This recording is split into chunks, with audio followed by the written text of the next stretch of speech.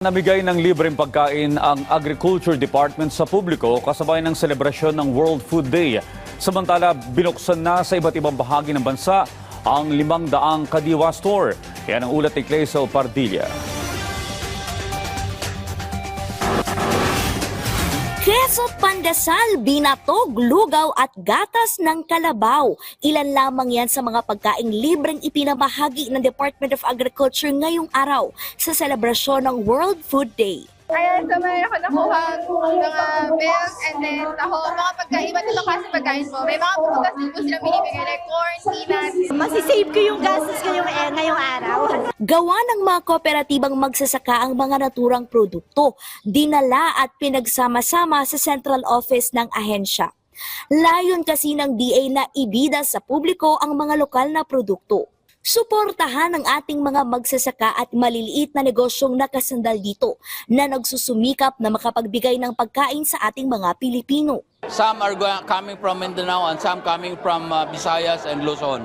Many of the food coming from the production area para makikita natin lahat.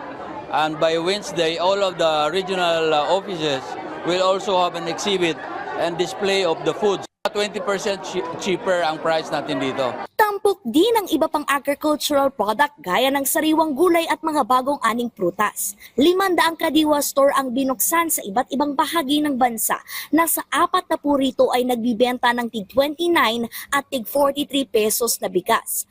Target ng DA na pataasin sa 1,500 ang mga Kadiwa Store upang mas marami pang Pilipino ang magkaroon ng access sa mas murang bilihin. We hope to tap other agencies and offices of the government that are in the more population area. We would like to bring down the price of rice, no? Particularly rice from all over the country kasi masyadong mataas yung presyo ng rice.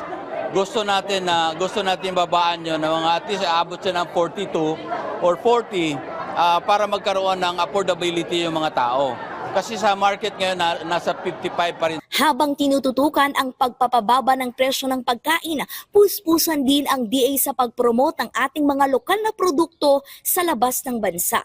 Nakikipag-ugnayan na ang Pilipinas sa New Zealand para magbenta ng durian. Nakatakdaring mag-export ng mangga mula Zambales at Guimaras.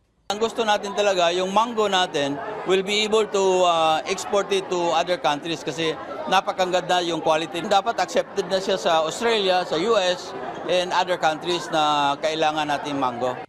Nakatakdang makipagpulong ang DA sa World Trade Organization para plantsahin ang ilang requirement sa pag-i-export. Clayso Pardilla para sa Pambansang TV sa Bagong Pilipinas.